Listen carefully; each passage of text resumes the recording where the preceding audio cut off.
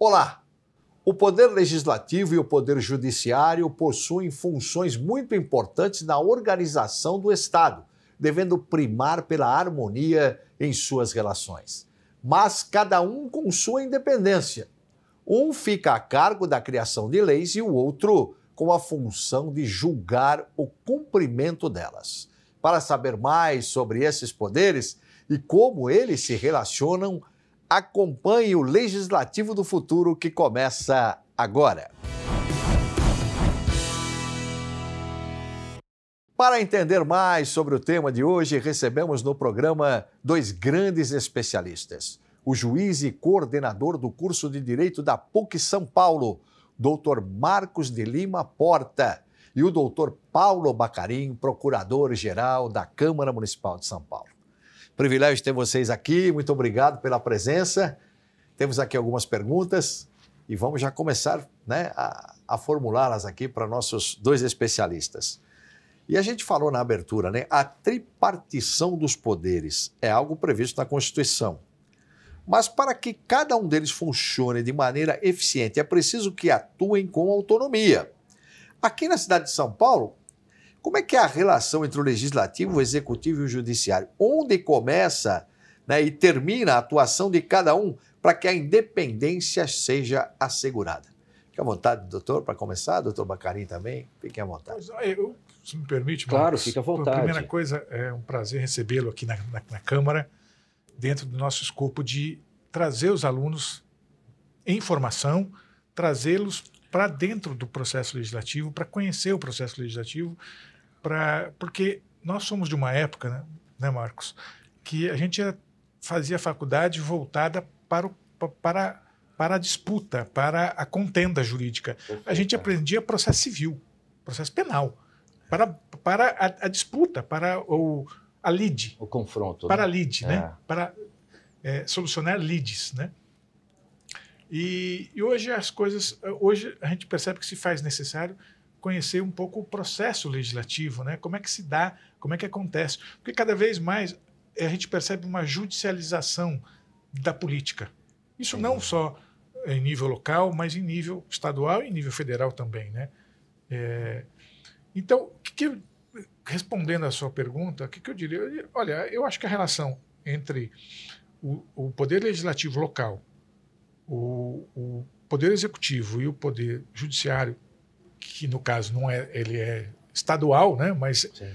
atua, o doutor Marcos atua na Fazenda Pública, portanto, na nossa área, eu acho que a relação é boa, é muito boa. Dentro de... Eu assisti aqui, por estar há muito tempo aqui na Câmara, o que eu posso dizer, doutor Marcos? Eu percebo que houve uma judicialização da política enorme. A gente tinha, quando eu entrei aqui, o nosso setor judicial, a gente tinha uma procuradora, tinha uma colega. Hoje nós temos 6. Doutor Marcos, os limites são respeitados, como o doutor Bacarin acabou de dizer, tem um certo limite, cada poder aqui na cidade. Então, a Constituição Federal estabelece os limites, Então, o caso do Judiciário, ele tem o limite que se resume ao quê? Quer dizer, a resolver os casos que lhes são apresentados em definitivo. Tá? Então, nenhuma ameaça ou lesão a direito pode ser excluída da prestação do Poder Judiciário. É isso. Então, nesse sentido, quer dizer, a gente vai ter que verificar casuisticamente aquilo que se configura como uma lesão ameaça e aí legitimar a intervenção do judiciário, ou muitas vezes não. Então, tem assuntos, por exemplo, que são próprios do legislativo que não tem como o judiciário intervir. A mesma coisa vale para o executivo. Assuntos que são, vamos dizer assim, próprios da sua própria essência. Exato. Você me permite, claro, Marcos? fique à vontade. Nesse sentido, dessa judicialização, o que acaba acontecendo? Acaba acontecendo que começa a surgir jurisprudência. E jurisprudência tanto no Tribunal de Justiça, nos tribunais de justiça pelo país, Sim. como no STF. No STF. E dentro dessa questão de limites e competências, é muito interessante lembrar a repercussão, a súmula de repercussão geral Desculpa, o tema de repercussão, súmula não, o tema de repercussão geral 1120, em que ele diz que justamente o Poder Judiciário não pode adentrar nas questões internas do parlamento, do funcionamento do parlamento e, portanto, a interpretação do regimento interno e o processo legislativo. Nesse sentido, eu acho que é muito calibrado, é muito bem calibrado o sistema posto, né? Legitimado para questionar o processo legislativo é apenas, então, somente o parlamentar dentro do seu parlamento. Mas não uma cognição ampla. Tem que ser por mandado de segurança, ou seja, direito líquido e certo. Perfeito. Então, a cognição é mais estreita. O direito tem que ser líquido e certo. Após isso, o controle se faz mediante controle concentrado, por meio das ações diretas de inconstitucionalidade, que também o sistema prevê que os legitimados a ela também não é todo e qualquer ator que pode manejar a ação direta. Então, eu acho que o mecanismo, o sistema judicial brasileiro é muito calibrado quanto à interferência de um poder no outro, de maneira a que nenhum poder seja excessivo, seja absoluto, mas também funcione como lhe aprouver. E que depois se faz a lapidação. A lapidação. Com certeza. Entende? Tem um caso aqui que eu queria colocar, inclusive, para os dois. Um caso que foi bastante emblemático, né, para a Câmara, foi em 2020. O STF julgou constitucional a possibilidade de o Poder Legislativo criar conselhos formados pela sociedade civil para fiscalizar o Executivo, os chamados Conselhos de Representantes. E, além disso, a decisão foi considerada como repercussão geral, ou seja, passou a ser válida para todos os municípios. É comum que legislações municipais cheguem até o Supremo em ações questionando a sua validade, como esse exemplo que eu citei aqui, Dr. Bacarin, Dr. Marcos? Olha, essa ação aí, por acaso, eu fui quem fez o procurador que fez o recurso. Olha. Que levou isso para o STF. Na verdade, isso estava na Bacia das Almas, esse caso. O TJ julgou, o Ministério Público entrou com uma ação direta de inconstitucionalidade, o TJ julgou a lei que tinha sido feita inconstitucional, mas mais que isso, a ação direta de inconstitucionalidade, aí eu vou entrar numa particularidade, ela tinha o que eu chamava de uma vilania muito, muito grande, que ela não pedia, Dr. Marcos, isso foi fundamental para eu reverter depois. Ela não pedia apenas a declaração da inconstitucionalidade da lei municipal que regulava os conselhos de representantes. Ela pedia a declaração de inconstitucionalidade do artigo 54 e 55 da lei orgânica também. E o TJ, infelizmente, concedeu, entendeu que sim. Ao julgar o artigo 54 e 55 da LOM, nos termos do que o Ministério Público então pedia, seria uma catástrofe, me permita dizer, seria uma catástrofe nacional. Porque ele dizia, o argumento do TJ, que corria o risco de transitar em julgado, ao atacar o artigo 54 e 55 da LOM, a razão de... A lei orgânica do município. Da lei orgânica, ele dizia que os conselhos de representantes, ele adotava a seguinte tese: não se coadunam com o regime democrático posto na Constituição. Isso significava que você tinha uma jurisprudência que em qualquer outro município onde houvesse conselhos de representantes, olha, se eles agridem o sistema democrático posto na Constituição, se você tiver esses conselhos, você está cometendo, no mínimo, uma improbidade administrativa, ao permitir a existência de uma coisa que vai contra o sistema democrático posto na Constituição. Então, isso me deixou muito... Aí foi para o Supremo? Foi para o Supremo, o ministro Marco Aurélio, relator. Certo. E naquela decisão monocrática, ele não reconhece ele não conhece o nosso recurso extraordinário. Tá. Na época não havia ainda, doutor, 2008, 2009, quando subiu isso, não havia aquele juízo ainda. Foi um pouquinho antes de haver aquele juízo de admissibilidade. Sei. Um pouco antes, meses antes. Então, o recurso extraordinário subiu e ele não conheceu. E aí eu entrei com um agravo interno, explicando toda a situação. O ministro Marco Aurélio, isso ficou de 2008, 2009 até 2020 com ele. Caramba. Mas ele conheceu o recurso extraordinário e deu provimento ao recurso.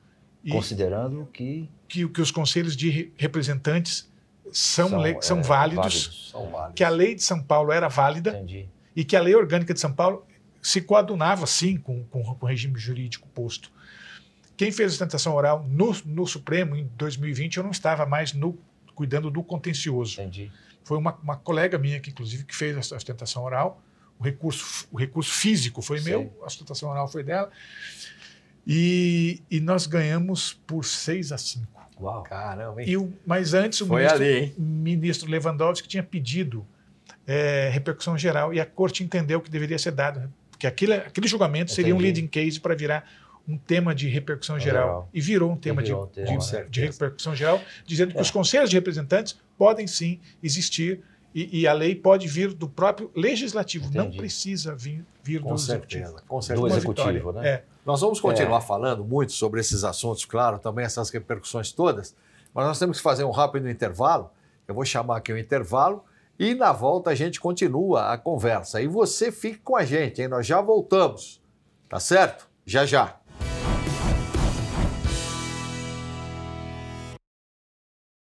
Toda segunda-feira, às 16 horas, recebemos no Legislativo do Futuro convidados para falar sobre temas que são de interesse do cidadão paulistano. Caso tenha perdido algum programa, não tem problema. Todas as edições estão na nossa playlist do YouTube. Basta apontar a câmera do seu celular para o QR Code que aparece aí na sua tela.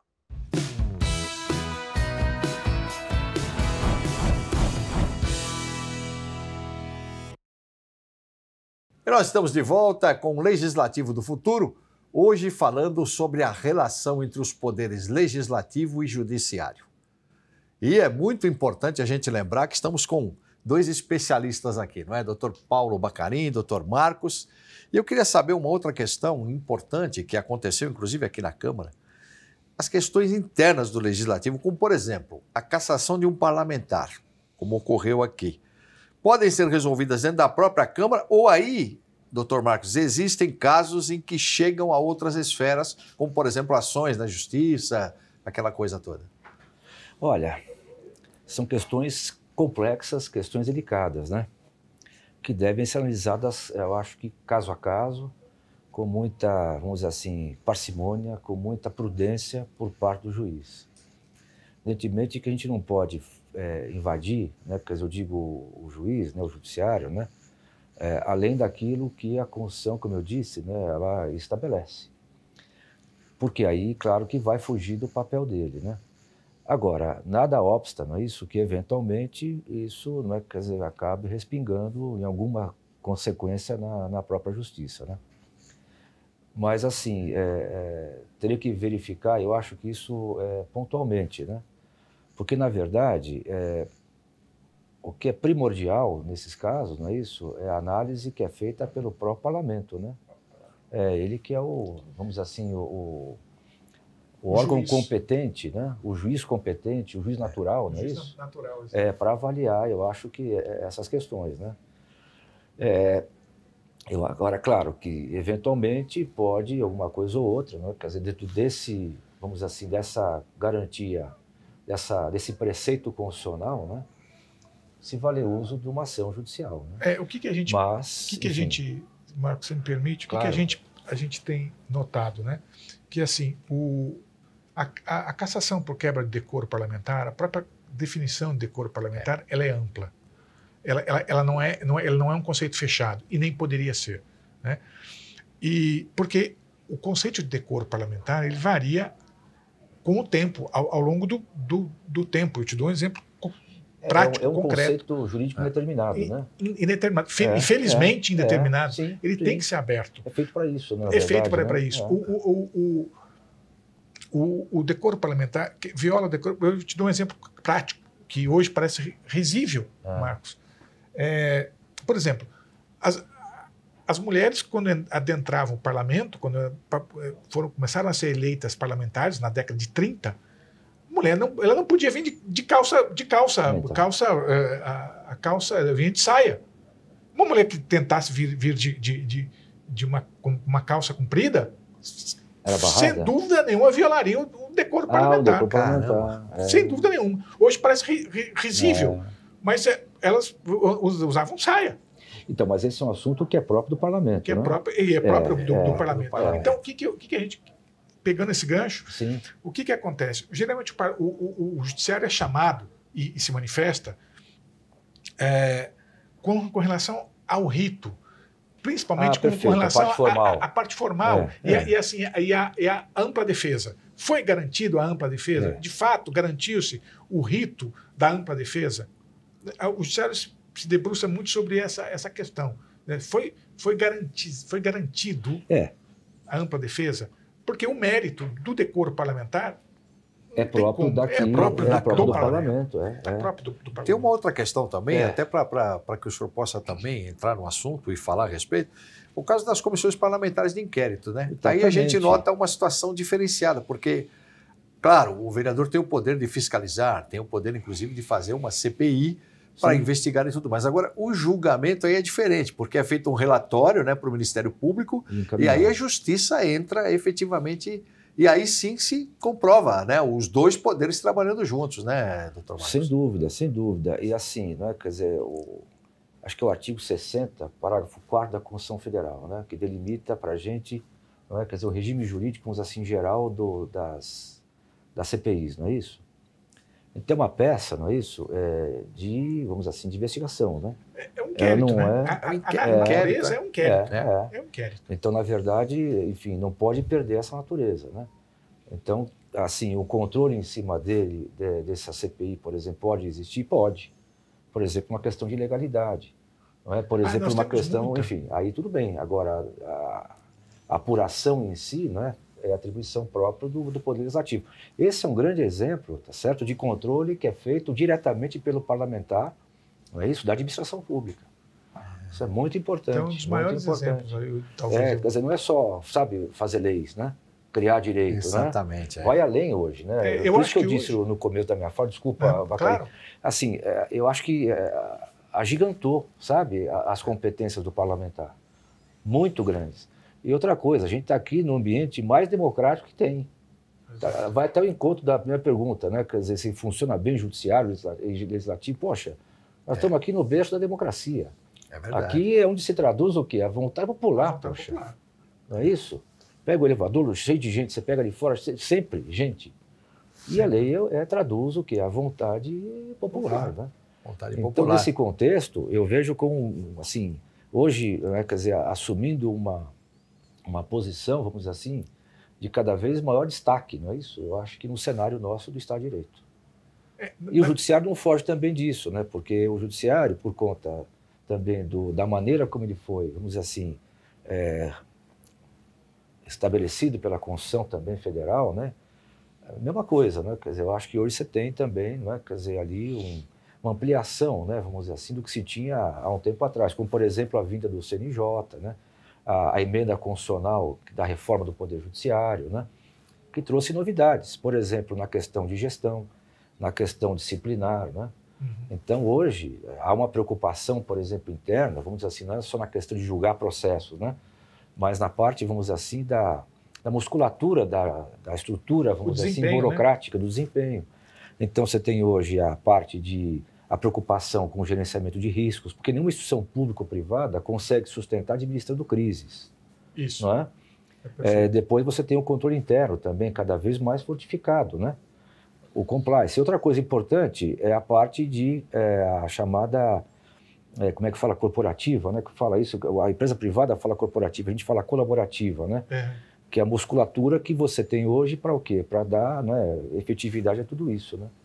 Então, assim, eu acho que o contexto mudou bastante e eu acho que para a sociedade isso, sabe, revela o quê? Um grande avanço. Melhoras. Melhoras. É um grande avanço. No caso das CPIs, por exemplo, A gente anda, vamos dizer assim, a gente anda muito perto do poder judiciário, porque, no caso, não na Fazenda Pública, Sr. Marcos, mas no DIPO. No criminal, né? É, Na área criminal. porque as CPIs municipais, elas têm alguns poderes e algumas medidas precisam ser solicitadas por ordem judicial. Algumas quebras de sigilo, dependendo da situação, por ordem judicial.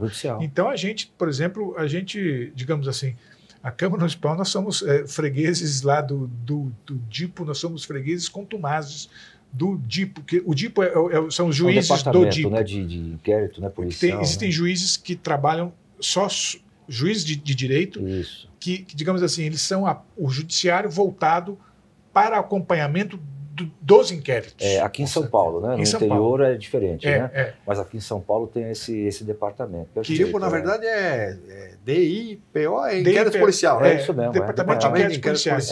Então, existem juízes, tem varas no Judiciário Paulista. Especializadas em, digamos assim, entre aspas, me permita o termo, em supervisionar É isso mesmo. Fazer uma supervisão jurídica, legalista do andamento dos inquéritos. Dos inquéritos policiais. Entendeu? Então, isso e a também CPI, é uma salvaguarda, não é isso, para a sociedade. Para a sociedade, né? Para o investigado e, sim, é uma garantia. Para a CPI também. Garante, quando você tem uma ordem judicial, por exemplo, vou dar um exemplo muito concreto. Por vezes, nós temos pessoas que se recusam, que se dificultam muito o fato de ser intimadas para vir depor. Ou não vem depor. É intimado, mas não vem depor. A gente pede a condição coercitiva. E o DIPO responde. Eu posso voltar só no Claro, ponto? Fica à vontade. Então, a respeito do tema, né, dos conselhos, né? Uhum. Duas coisas que eu queria dizer é o seguinte. Primeiro, né, eu sou juiz da ativa, né? Então, assim, né? Quem pode manda, não é isso? Quem tem juiz obedece. Então, como juiz, o que o Supremo decidir, o Tribunal decidir, nós estamos cumprindo, tá certo? E duas coisas ainda. A questão dos temas, né? A partir de um certo tempo para cá, no Brasil, começou a aparecer, não é isso, os temas, né? De repercussão geral. Repercussão geral e também as súmulas, né? As súmulas, não as súmulas, vamos dizer assim, não vinculantes, que essas já existiam, né? Mas as chamadas súmulas vinculantes, né? Que vinculam, né? A administração, os juízes e tal. Existe uma certa crítica sobre isso, tá? No sentido, primeiro, que isso, de certa maneira, tira a autonomia do juiz no julgamento, né? Porque ele fica preso à súmula, né? Eu não vejo dessa maneira. Eu acho que são formas, sabe, da gente assegurar a segurança jurídica. Sabe, evitar que um julgue de um jeito, julgue do outro, sabe? Esse assunto já está decidido. Para que a gente vai querer inovar? Mudou alguma coisa? Mudou o cenário? Não, então eu acho que isso veio para dar segurança jurídica. E outro ponto também que foi mencionado aqui, a demora, né? Lembra que foi de 2018, não, quando é que foi? 2008 para 2020, né? Que o doutor Bacarin citou, né? Que demora. Olha, assim, a gente, como eu disse, né? O tempo da justiça é um tempo diferente, por exemplo, vou dar um exemplo aqui da imprensa, tá bom? A imprensa tudo agora, tudo antes, né? O juiz não. Sabe, ele tem que avaliar, ele tem que ponderar, ele tem os ritos para seguir, ele tem que analisar. Então, assim, ele tem também um volume grande de assuntos para decidir, né? Então, é claro que sempre a gente quer que melhore, sabe? Sempre. Exato. Sempre. O ideal, o desafio nosso é esse. Com certeza. Mas é uma agilidade com qualidade e com responsabilidade. Eu acho, no caso dos conselhos, me parece assim, olhando agora em retrospecto, me parece que eu acho que o ministro Marco Aurélio, ele calibrou muito quando tocar nesse assunto, quando pautar esse assunto. Entendi. Porque nós tivemos de 2012 em diante até 2020, o Brasil foi muito conturbado, né? Com certeza. Eu quero agradecer demais a presença de vocês. Lamentavelmente, né, nosso tempo terminou. Puxa vida. Mas agradecer demais, doutor Marcos, a sua participação, doutor Bacarin igualmente. Muito obrigado e, sem dúvida nenhuma, essa participação de vocês leva para o nosso telespectador muito conhecimento. E isso é fundamental, é o nosso objetivo aqui. Muito obrigado, viu? Obrigado. Muito obrigado mesmo. E o Legislativo do Futuro de hoje fica por aqui. Se você está nos acompanhando pelo YouTube, Não esqueça de se inscrever no canal e comentar o que achou deste programa. Siga também o nosso perfil no Instagram, no @Câmara São Paulo. Rede Câmara São Paulo, sua conexão com a política da cidade.